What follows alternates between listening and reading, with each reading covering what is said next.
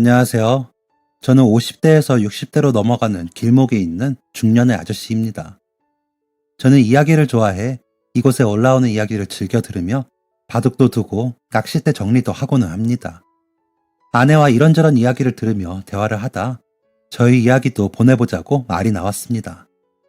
그런데 또 선뜻 써지지 않아 갈팡질팡 하다가 굳게 마음을 먹고 글을 써보려 합니다. 인연이라는 말을 저는 믿지 않았습니다. 그저 낭만적인 허상이라고 생각했었죠. 사람과 사람 사이는 인연보다 서로가 공감하고 공유할 수 있는 무언가가 생기면 정이 생기고 그 정을 지키기 위해 노력하는 것이라고 생각하고 살았으니까요.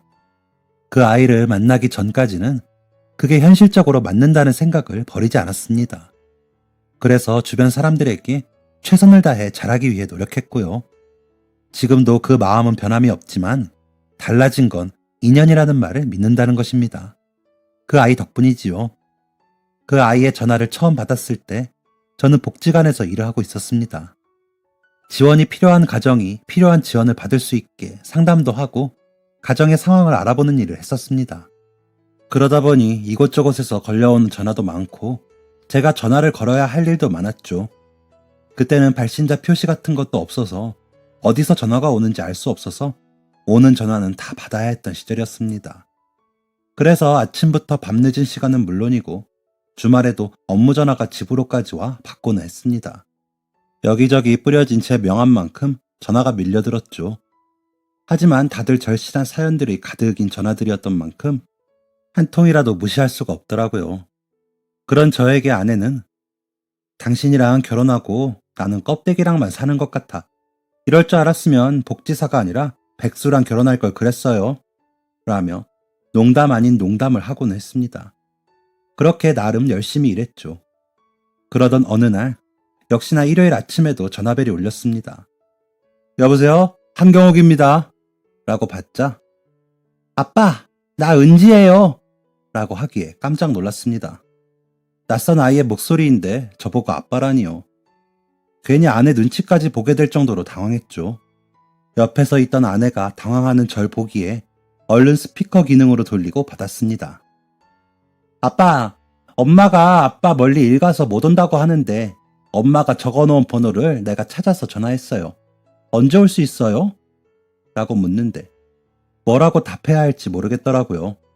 그런데 아내가 무슨 생각인지 대답하라며 눈짓으로 표시를 했습니다. 아빠가 한동안 못 갈 것 같아. 어쩌지? 라고 대답하자 내가 아직 글씨는 모르는데 숫자는 알아요. 아빠 언제 온다고 약속하면 내가 달력에 표시해두고 기다릴 수 있어요. 라며 말하는 아이의 목소리가 울먹이자 그때부터는 그냥 전화를 끊을 수 없겠더라고요. 은지야, 아빠가 일이 너무 많아서 한동안은 못 갈 것 같아. 그런데 엄마랑 이야기해서 갈게. 엄마한테 아빠랑 전화 좀 하자고 이야기해 줄래? 라고 이야기했습니다. 아빠, 진짜요? 엄마한테 내가 꼭 전할게요.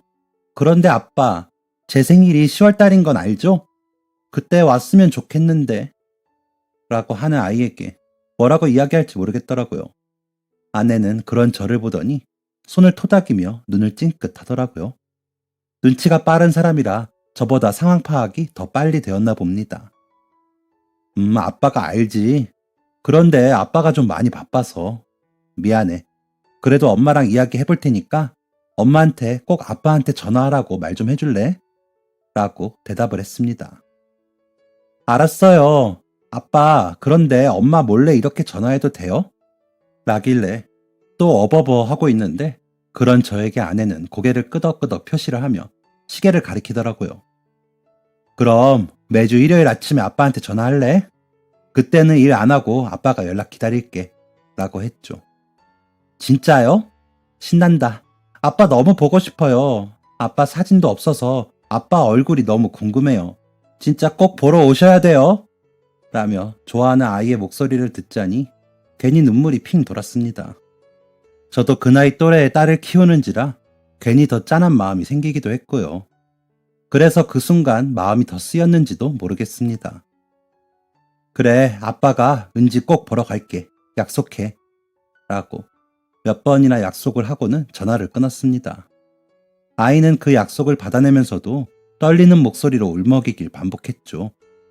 6살 정도 되는 아이의 그 간절한 마음은 아내와 제 마음을 울렸습니다.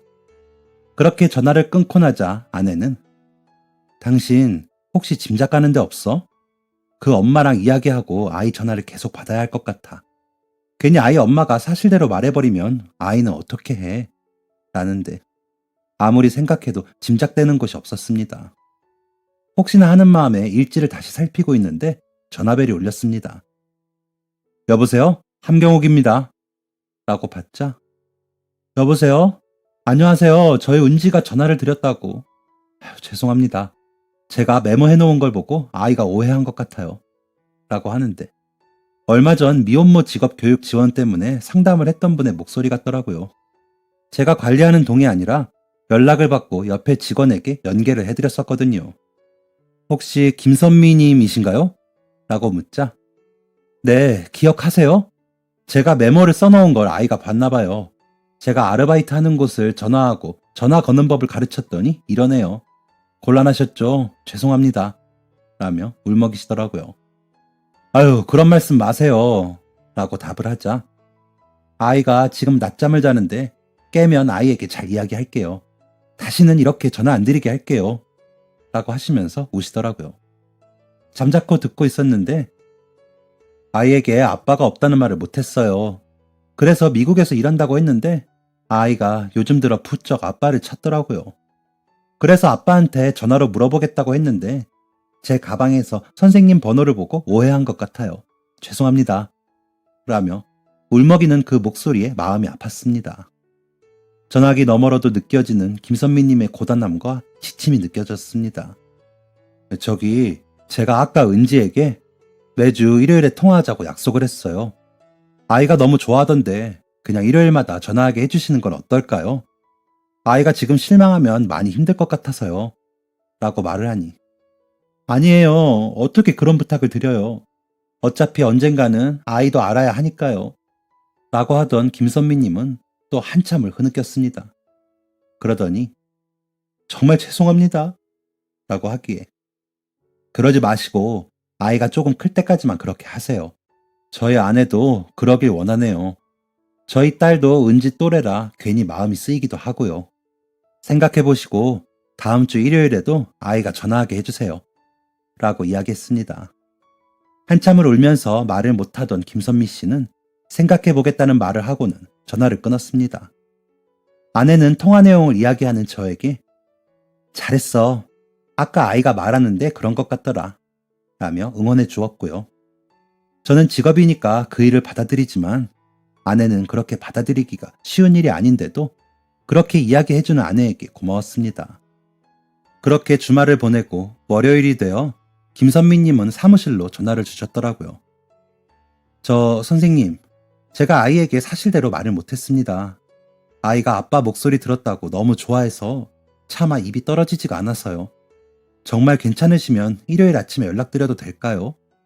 라고요. 저는 그럼요. 전화 기다리고 있겠습니다. 그동안 아이에게 아빠에 대해 이야기하셨던 내용을 이야기해 주시면 제가 은지랑 통화하기가 더 좋을 것 같아요. 이렇게라도 도움을 드릴 수 있어 좋네요. 라고 답했습니다. 감사합니다. 정말 좋으신 분이시네요. 아이한테는 아빠가 오래전에 미국으로 일하러 갔다고 했어요. 너무 먼 데라서 못 오고 계신다고요. 미국에서 집 짓는 일 한다고 했어요. 그리고 다른 건 특별히 한 말은 없어요. 라고 대답을 하시더라고요.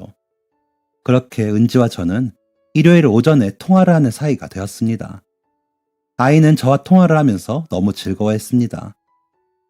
아빠, 나 이제 유치원에서 글씨 배워요. 아빠한테 편지 쓸게요. 어제 받아쓰기도 처음 했는데 100점 맞았어요. 아빠는 무슨 색 좋아해요? 그 색깔로 편지 쓸게요. 라며 한껏 흥이 오른 목소리로 말을 하더라고요. 그런 아이에게 저는 최선을 다해 아빠 노릇을 하면서 대답을 했습니다. 너무 좋다. 은지가 아빠한테 편지 써주면 아빠가 매일 들고 다니면서 읽을게. 그러니까 글씨 공부 열심히 해서 꼭 편지 써줘야 돼. 라면서요. 은지는 그 대답에 만족한 듯 아빠랑 전화 끊으면 또 글씨 연습할게요. 진짜 열심히 공부해서 아빠한테 편지 쓸게요. 라며 전화를 끊었습니다. 아이의 그 신난 마음이 저에게도 전달돼 기분이 좋아졌습니다. 아내는 그런 저를 보며 약간 샘나는데? 당신 나랑 전화 끊을 때도 그런 표정일 때 있어? 우리 소정이만한 애를 상대로 질투가 날 줄이야. 라며 웃더라고요. 그런 아내를 꼭 안아주며 당신 아니었음 시작도 못했을걸. 진짜 당신은 대단한 사람이야. 라며 감사한 마음을 전하기도 했습니다. 매주 일요일이 좋았습니다. 은지와의 통화를 하며 늦잠 자는 습관이 없어져 아이들과 놀아주는 시간도 늘었습니다. 아이들과의 시간이 더 소중하게 느껴지기도 했고요. 그렇게 시간은 흘러 은지가 말한 10월이 다가왔습니다. 아이의 생일인데 만나지 못할 아빠에 대한 원망이 커질 것을 생각하니 마음이 아프더라고요. 하지만 선뜻 만나러 나섰다가 아이가 더 상처받지 않을까 하는 걱정에 가지는 못하겠더라고요. 김선미님께 연락을 드렸습니다. 은지 생일에 맞춰 선물이라도 보내고 싶은데 괜찮으실까요? 은지가 특별히 좋아하는 게 있을까요? 라고 물었더니 아니에요. 전화 받아주시는 것만 해도 너무 감사한걸요. 선물까지 어떻게 받아요? 라고 하시더라고요. 그런 김선미님을 설득하며 저도 전화통화하며 정이 들어서 그래요. 그 정도는 하고 싶습니다. 라고 이야기했더니 김선미님은 또 우시더라고요. 아이 아빠는 아이가 생긴 걸 알고 사라져서 지금도 어디에 있는지 몰라요. 그런데 아이한테 아빠 없다는 말을 차마 할 수가 없어서 둘러댄 게 이렇게 선생님께도 민폐를 끼치네요. 너무 죄송하고 감사해요. 라면서요. 사실 아이의 생일을 기억하고 선물을 보내주자고 했던 건 아내였습니다. 저희 딸을 보면서 은지 이야기를 먼저 하며 필요한 것들을 보내주자고 하기도 했고요. 그래서 말을 전한 것뿐인데 인사를 제가 받자니 쑥스러운 마음이 들었습니다. 그래서 김선미님, 저와 제 아내는 은지와의 통화를 감사하게 생각하고 있습니다. 물론 오지랖일 수도 있지만 아이가 저와의 통화를 통해 마음이 안정적이 될 수 있는 것 같아 다행이라고 생각하고 있고요. 만나지는 못하지만 이런 왕래라도 하고 싶습니다. 라고 말씀을 드렸습니다. 그러자 김선미님은 너무 면목이 없네요. 제가 꼭 열심히 살면서 이 은혜 갚겠습니다. 감사합니다. 라며 울더라고요. 저와 아내는 그런 김선미님의 처지가 안쓰러웠습니다. 은지도 안쓰럽고 딱했지만 은지에게 아빠에 대한 거짓말을 할 수밖에 없는 김선미님의 상황이 안타까웠죠. 함께 일하던 직원에게 들은 바로는 주변에 일가 친척들도 없고 아이를 봐줄 곳이라고는 유치원뿐이라 일도 아르바이트 정도로만 겨우 다니고 있다고 하더라고요. 경제적으로 힘든 것은 말할 것도 없고 아이를 맡길 곳이 없어 어쩔 때는 아이를 데리고 일터에 나가 일을 하기도 한다고 하더라고요. 그래서 혹시나 수당이나 돌봄을 받을 수 있는지 문의를 했는데 딱히 도와줄 내용이 없었다며 속상해하는 직원의 이야기를 듣자니 그 사정이 뻔히 보여 안쓰러웠습니다. 사실 아내의 친구 중 한 친구가 김선미님처럼 남자가 떠났는데도 아이를 선택해 낳아 기르고 있는 친구가 있다고 하더라고요. 그래서인지 아내는 은진의 일이라면 더 신경 써줄 것 없어요. 아기 엄마도 뭐가 필요한지 잘 몰라서 못 챙기는 게 있을 수 있으니까 잘 이야기해봐요. 라고 하기도 했습니다. 솔직히 아이를 기르는 일은 두 부부가 머리를 맞대고 노력해도 어려운 일인데 어린 나이에 혼자서 출산과 육아를 다 하고 있는 김선미 씨는 정말 대단한 거였죠. 제 막내 동생과 비슷한 연배라 그런지 그 대단함은 더 크게 느껴졌습니다. 그렇게 은지에게 인형 선물을 보내고 난 그 주 일요일 아침 은지와 통화를 하는데 아빠, 선물 너무 감사해요. 아빠가 보고 싶을 때 꼭 안고 있을게요. 그런데 아빠는 언제 와요? 라며 웃지만 슬픈 마음이 느껴질 정도로 이야기를 하더라고요. 은지야, 아빠가 못 가서 정말 미안해. 그래도 아빠가 우리 은지 생각 얼마나 하는지 알지? 라고 대답을 했더니 네, 알아요. 그런데 얼굴을 못 보니까 제가 보여드리고 싶은 걸 못 보여드려서 좀 속상해요. 라고 하더라고요. 그런 아이에게 막연한 기간을 제시하는 건 아이가 더 괴로울 수도 있다는 생각에 아빠가 일이 진짜 너무 쌓여서 우리 은지가 중학생 될 때까지는 못 갈 것 같아. 정말 미안해. 대신 아빠가 선물 더 자주 보낼게. 라며 약속을 해버렸습니다. 그러자 은지는 다시 밝은 목소리로 아빠, 진짜야? 알았어. 내가 열심히 공부하면서 아빠 기다리고 있을게요. 아빠는 다치지 말고 일하기로 약속해요. 라고 답하더라고요. 참 사랑이 많은 아이였습니다. 사는 곳만 좀 더 멀고 저희 아이들만 아니라면 만나서 하루쯤 시간을 보내면 좋겠다는 생각이 들 정도였죠. 그렇게 한참을 통화를 하고 거실로 나왔는데 웬일인지 딸아이가 제 엄마 품에 안겨 펑펑 울고 있더라고요. 무슨 일인지 놀라서 물어보니 제가 은지와 통화하는 소리를 들은 것 같더라고요. 아이는 그저 입을 꾹 다물고 눈물을 뚝뚝 흘리며 울기만 하기에 소정아, 아빠가 다른 아이와 통화하면서 아빠라고 부른 거는 진짜 그 아이 아빠여서가 아니야. 그 친구는 아빠가 안 계신데. 그 친구는 아빠가 멀리 일하러 가셨다고 생각하거든. 그런데 그 친구가 아빠가 너무 보고 싶은데 만날 수 없어서 위로해주려고 인형극처럼 연극을 하는 거야. 그럼 그 친구의 마음이 조금 덜 슬플 테니까 라고 설명했습니다. 그러자 딸아이는 울음을 그치더니 그럼 아빠가 다른 아이 아빠 아니고 그런 척만 하는 거야? 진짜? 라고 다시 한번 확인하더라고요. 그럼 진짜야. 아빠는 소정이를 너무 사랑해서 그 친구도 슬프지 않게 하고 싶은 거야. 소정이처럼 밝고 건강하게 자랄 수 있게 해주고 싶어서 우리 소정이처럼 그 아이도 많이 웃기를 바라거든. 이라며 이야기를 했더니 아이는 그제야 마음이 놓이는지 진짜지? 아빠 다른 애 아빠 진짜 아니지? 라며 웃음을 보이더라고요. 아내는 그런 딸을 보며 엄마가 아무리 아니라고 해도 안 믿더니 아빠가 아니라고 하니까 믿는 거야? 함소정, 엄마 서운해? 라며 웃더라고요. 그렇게 한바탕 소동으로 마무리가 된 일이긴 하지만 아이들에게 더 책임감이 생기게 된 계기가 되었다고 할까요? 제가 자칫 실수를 하면 이제 두 아이가 상처받을 거라고 생각이 드니 허투루 행동할 수 없어졌죠. 같은 지역에 살고 있으니 혹시나 오다 가다 마주치게 되어 두 아이 다 놀라면 안 되니까요. 그래서 은지와 직접 만나는 일은 아이들이 완전히 상황을 이해할 수 있는 나이가 되는 때로 미뤄둬야 했습니다. 선물을 받은 은지는 감사하다며 편지를 보냈더라고요. 아빠, 선물 너무 감사해요.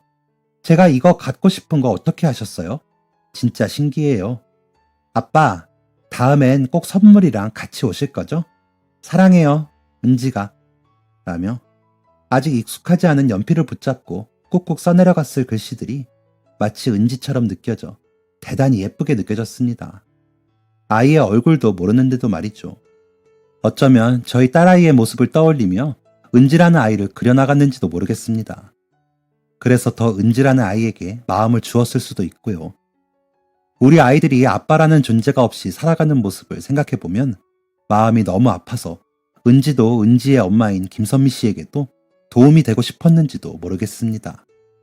그것은 직업정신도 아니었고 그렇다고 어줍지 않은 동정심도 아니었습니다. 그저 아이를 키우는 한 사람으로서 공감했었던 것 같습니다. 어찌되었건 김선미 씨는 은지를 지켜내고 있었고 은지를 잘 길러내기 위해 열심히 노력하고 있는 엄마였으니까요. 제 아내가 저 없이 아이들을 돌보는 모습을 떠올려보면 답은 따로 있는 것이 아니었습니다. 그래서 저는 일요일에 전화 속 은지 아빠의 역할을 열심히 수행하기로 마음먹었습니다. 나중에 은지가 자라서 사실대로 말하고 만나볼 수도 있다면 좋겠다는 생각을 하면서요. 은지의 생일이 아니어도 크리스마스나 새해가 되면 은지에게 필요할 법한 물건들을 보냈습니다. 학교에 입학할 때는 우리 딸과 같은 모양의 가방을 사서 보내기도 했죠. 김선미 씨는 직업교육을 이수하고 직장에 취업까지 했다고 했습니다. 은지에 대해 묻기 위해 가끔 통화를 하면 전보다 더 밝아진 목소리로 통화할 수 있었습니다. 아마도 희망이라는 게 생겼기 때문이겠죠. 고등학교도 졸업하지 못하고 임신한 아이를 지키기 위해 숨기만 했던 나날들에서 벗어나 사회인으로서 자리를 잡았으니 열심히만 하면 아이와 더 행복할 수 있겠다는 희망이 김선미님을 더 단단하게 만들어가는 것 같았습니다. 그게 저희 복지사들이 존재하는 이유이자 보람이기에 무척 기뻤습니다. 은지는 통화할 때마다 바스락거리는 소리를 내며 시험지 100점 맞은 이야기를 해주었습니다. 학원도 다니지 않고 엄마가 올 때까지 혼자 숙제도 하고 문제집을 푼다면서도 시험을 볼 때마다 100점이라고 했습니다. 얼마나 기특하고 대견하던지. 은지야, 진짜 대단하다. 아빠가 상 주고 싶은데 뭐 갖고 싶은 거 없어? 라고 물으니 한동안 대답이 없던 은지는 아빠, 나는 그냥 아빠랑 이렇게 통화하면 돼. 나중에 아빠 만나면 그때 지금 하고 싶은 거 적어놨다가 말해줄게. 우리 그때 다 하자. 친구들한테 친구들이 아빠랑 했던 거 내가 다 물어봤어. 그건 꼭 해보고 싶어서. 그러니까 아빠 얼른 와. 라며 씩씩하게 말을 하는 은지의 목소리 끝이 떨렸습니다. 그래, 알았어. 아빠가 열심히 일하고 있어. 은지 보러 가고 싶어서. 더 빨리 일 끝나게 더 열심히 일해볼게. 대신 은지는 공부 더 열심히 해야 해. 라며 아이를 안심시키고 싶은 마음을 담아 이야기했습니다. 응, 아빠. 난 그날만 기다려. 라며 웃는 은지의 목소리에 왠지 눈물이 섞여 있는 것 같아 저도 코끝이 찡해지더라고요. 저는 그럴 때면 저희 아이들과 더 시간을 보내려 노력했습니다. 자전거도 타고 놀이터에서 놀기도 하고 놀이공원도 데려가고 동물원도 갔습니다. 낚시를 가기도 하고 산에 오르기도 했지요. 혹여나 곁에 있는 아빠가 아빠 노릇을 못해 아이들이 서운함이나 소외감을 느낄까 겁이 나더라고요. 은지와의 통화로 인해 저는 더 좋은 아빠가 되려고 저를 돌아보게 되었고 나름 할 수 있는 만큼 노력하게 된 것이지요. 그 덕분에 아이들은 저에게 스스럼 없이 고민도 털어놓고 주말에는 저를 찾아 어디 가자고 하더라고요. 그런 행복을 갖게 만들어준 건 은지 덕이 컸습니다. 솔직히 은지와 통화가 시작되기 전에는 주말에는 좀 쉬고 싶어 늦잠도 자고 아이들과의 외출도 한두 달에 한 번씩 나갔거든요. 바쁘다는 핑계로요. 하지만 아빠 역할에 대해 고민하다 보니 제가 그동안 아이들에게 얼마나 미안했는지 알겠더라고요. 제가 변화하자 아이들도 전보다 더 밝은 성격으로 변했고 그만큼 학업 성취도도 높아지더라고요. 교우 관계도 좋아지고 더 웃는 날이 많아졌습니다. 사실 아이들은 오랜 시간 같이 하길 바라는 것이 아니더라고요. 주말 하루 1시간만이라도 시간을 내 오로지 아이들에게 집중해서 활동을 하고 함께 한다면 아이들은 그 시간 동안 더 밝고 건강하게 자라더라고요. 감사했습니다. 전보다 아이들과 가까워질 수 있으니 저도 더 씩씩하고 밝아지는 느낌이었고요. 아내도 저와 아이들이 함께하는 시간만큼은 쉴 수 있으니 좋아하더라고요. 그러다 문득 은지가 떠오르면 속이 상하기도 했습니다. 그와 함께 사실을 밝혀야 한다는 죄책감이 생기기도 하더라고요. 그때가 은지와 제 딸아이가 4학년을 마치고 겨울방학을 맞이했을 때였는데 이제는 이해해주고 가끔 얼굴이라도 볼 수 있지 않을까 싶기도 했습니다. 박물관이나 미술관 탐방 정도는 제가 새 아이를 데리고 다닐 수 있겠다 싶기도 했고요. 그래서 김선미님께 전화를 했습니다.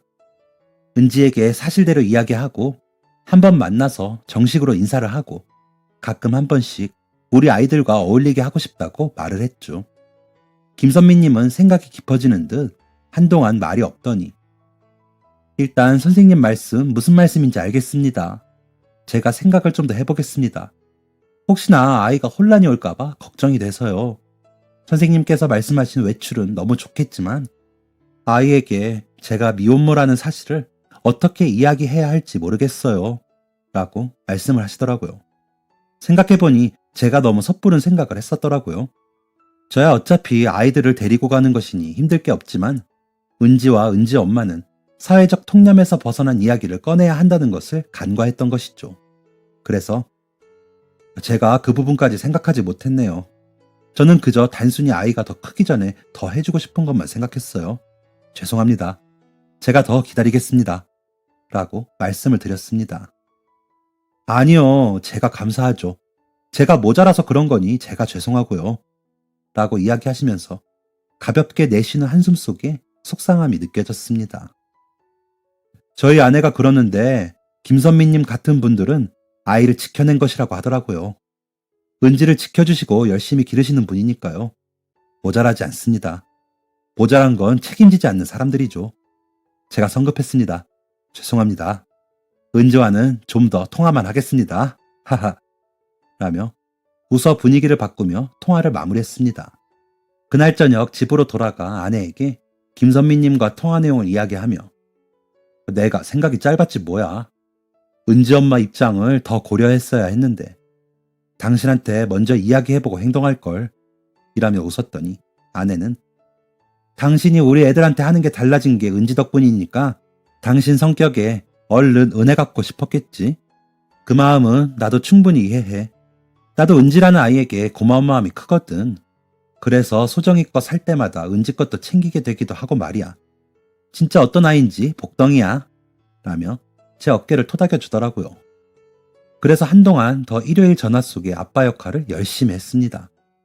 아이는 전처럼 만나고 싶다고 조르진 않았지만 전보다 더 또렷하고 힘있는 목소리에 아이가 얼마나 당찬 아이인지 느껴지더라고요.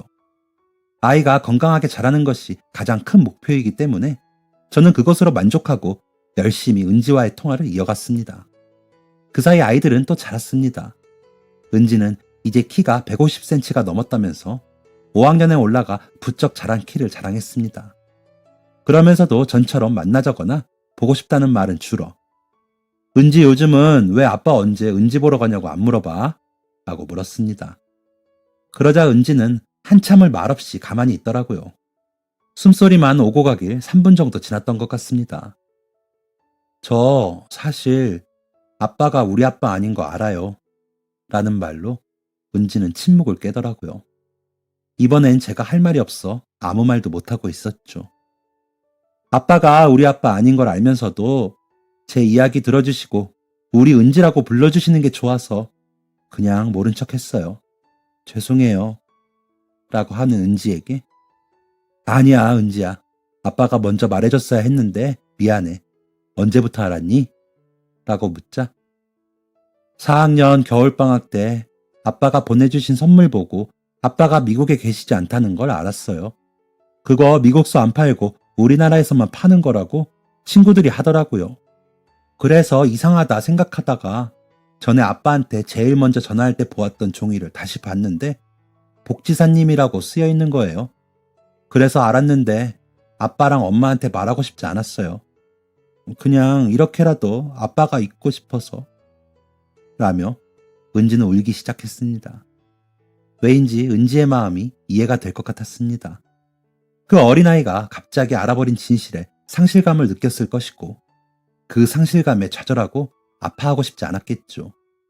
그건 어른들도 두려운 일이니까요. 은지에게 어떤 말을 해야 아이의 마음을 조금이라도 덜 아파하게 할 수 있을까 싶더라고요. 은지야, 아빠는 그래도 우리 은지랑 이렇게 전화도 하고 선물도 계속 보내주고 싶은데 괜찮을까? 아빠는 은지랑 통화하면서 좋았거든. 아빠한테 은지 얘기해주면 아빠도 너희들 마음을 알 수 있어서 좋더라고.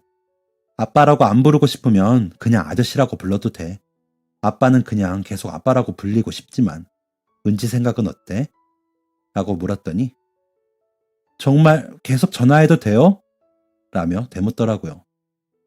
그럼 계속 일요일 아침에는 우리 은지 전화 기다릴게. 아빠는 그래주면 너무 고마울 것 같아. 라고 답을 하자 감사합니다. 라며 은지는 더 울었습니다. 그렇게 은지와 저는 계속 통화를 했습니다. 달라진 건 거의 없었지만 은지는 저에게 더 이상 호칭을 붙여 부르지 않더라고요. 아빠라고도 부르지 않았고 아저씨라고 부르지도 않았죠. 그냥 말 시작에 저기라는 말을 하더라고요. 어느 쪽이든 은지가 편한 대로 선택할 수 있도록 기다리자 싶었습니다. 아내도 그러는 게 좋을 것 같다고 하더라고요. 김선미님은 이제 그만하셔도 돼요. 어차피 알게 되었으니까요. 그동안에도 너무 감사했는걸요. 라며 은지와의 통화를 만류했지만 은지는 아직 통화하길 원하고 저도 계속 하고 싶어요. 은지가 싫다고 할 때까지는 저랑 통화할 수 있게 해주세요. 아이가 갑자기 상실감이 너무 크면 마음이 아플 수 있잖아요. 라고 말씀을 드려 은지와 계속 통화를 했습니다. 은지는 시험 잘 본 이야기, 같은 반 친구와 떡볶이를 먹다가 웃은 이야기, 반에 자신을 괴롭히는 남자애들과 싸운 이야기 등등 자신의 생활 이야기들을 전처럼 쪼잘쪼잘 전해주었습니다. 그러다 겨울방학이 되어 은지야, 아빠가 아빠 아이들이랑 이번에 스키장을 갈까 하는데 은지도 같이 갈래? 아빠 딸도 은지랑 동갑이거든. 남자아이는 2살 적고. 같이 어울려보면 어떨까 싶어? 라고 물었더니 저기, 저에게 좀 더 시간을 주시겠어요? 아직 만날 마음의 준비가 덜 된 것 같아요. 죄송해요. 라며 풀이 죽어 대답을 하더라고요. 그래서 은지 마음이 제일 중요해. 아빠는 은지랑 더 가까워지고 싶어서 물어보긴 했지만 은지가 마음의 준비가 될 때까지 기다릴게. 알았지? 라고 말을 하고 전화를 끊는데 마음 한구석이 괜히 짠했습니다. 괜히 아이에게 부담을 주고 더 속상하게 한 건 아닌지 싶기도 했고요. 아내에게 은지와 그런 이야기가 오간 것을 말하자 잘했어. 물론 당장은 은지가 당황하고 속상할 수 있지만 정말로 우리 가족과 왕래하면서 더 가까이 지내려면 한 번은 지나쳐야 하는 통과 의례라고 생각해. 은지가 잘 받아들여주길 기다려보자. 나도 얼른 은지랑 인사하고 싶은데 더 기다려야겠네. 라며 웃더라고요. 아내의 말처럼 그렇게 은지가 조금 더 마음을 열어주길 기다려주는 수밖에 없었습니다. 김선미 씨는 은지가 요즘 생각이 많아 보여요. 그래도 생활하는 게 달라진 건 없어서 저도 기다리는 중입니다. 너무 감사하고 죄송해요. 사실 제가 미혼모라는 사실을 며칠 전에 털어놓았거든요. 그래서 충격이 너무 클 거예요. 엄마 잘못 만나 아이가 고생이네요. 라며 속상해 하시더라고요. 그 얘기까지 듣고 나니 은지가 얼마나 괴로울지 걱정이 되기 시작했습니다. 그래서 한번 찾아가 볼까 싶었지만 아내가 말리더라고요. 은지에게 스스로 선택할 수 있게 해줘야 한다면서요. 너무 몰아붙이면 마음이 도망갈 거라고 하더라고요. 그래서 기다렸습니다. 일요일이 되면 통화하며 마음을 들어보자 싶었죠. 그런데 일요일 아침에서 저녁이 되도록 전화는 오지 않았습니다. 그 다음 주에도 그 다음 주에도 전화는 오지 않았습니다. 걱정이 되어 김선미님께 연락을 드려봤지만 요즘 은지가 저와도 말을 하지 않아요. 안 그래도 통화해 보셨냐고 여쭤보려고 했는데 어쩌죠? 라며 속상해 하시더라고요. 아내도 걱정은 하면서도 내가 곁에서 본 은지는 생각이 깊어서 아직 방법을 찾고 있는 것 같아. 조금 더 기다려보자. 라며 저를 진정시켜 주었습니다. 딸과 아들은 은지의 존재를 알고 있었기에 내심 만나고 싶어 했습니다. 친척 누나와 친척이 생긴 것처럼 언제 보냐고 먼저 묻기도 했죠. 그런 아이들의 해맑음을 보자니 은지도 그럴 거라고 자기 최면을 걸면서 기다렸습니다. 하지만 한 달이 넘도록 전화가 오지 않자 포기해야 하나 싶더라고요. 쉽지 않지만 은지가 계속 거부한다면 어쩔 수 없는 일이다 싶기도 했고요. 그런데 일요일 아침 전화벨이 울렸습니다. 6주 만에 울리는 전화벨이었죠. 여보세요? 은진이? 고맙다. 이렇게 전화 줘서 고마워. 라며 떨리는 마음을 진정시키며 전화를 받았습니다. 기다리셨어요? 죄송해요. 제가 너무 제 생각만 했나 봐요. 라며 아직 초등학생이라고 생각하기엔 너무 일찍 철이 들어버린 은지의 목소리에 저는 눈물이 터져버렸습니다. 그래, 아빠가 미안해. 은지가 좀 더 커서 은지 엄마의 이야기와 아빠가 거짓말한 이야기를 이해할 수 있을 때까지 기다리려고 했어. 너무 갑작스럽게 다 알게 돼서 힘들었지? 미안하다. 라고 했더니 아니에요. 왜 미안해 하세요. 제 마음을 지켜주시려고 한 거짓말인데요. 엄마도 어떻게든 절 낳아서 지켜주시려고 하신 거 알아요. 제가 제 욕심에 너무 힘들게 해드린 것 같아 죄송하죠.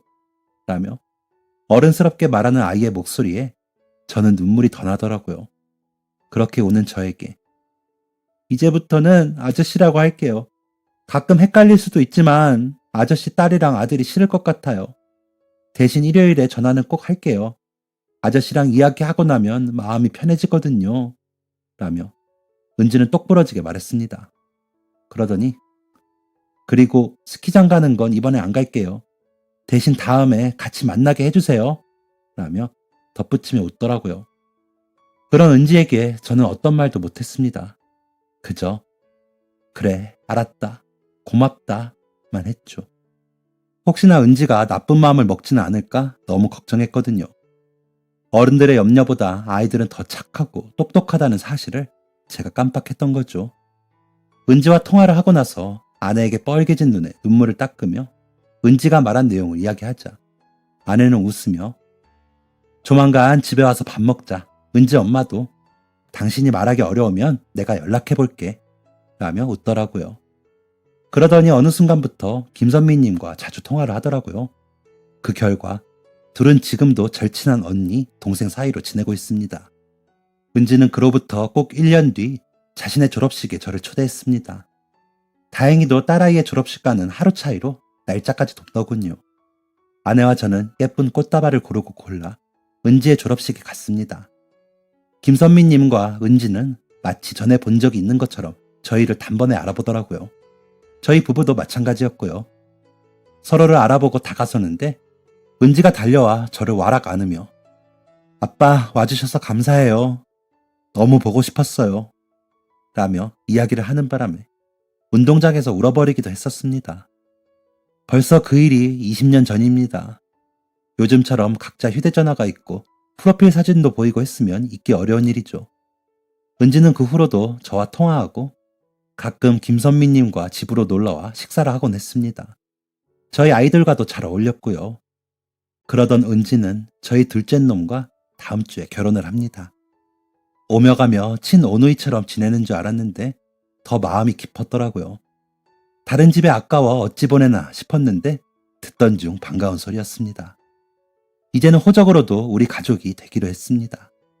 좋은 회사에서 연구원으로 일하는 며느리를 2년 덕에 얻게 되어 얼마나 기쁜지 모릅니다. 아들은 아버지 덕에 제가 횡재했어요 라며 벌써부터 애처가랍니다.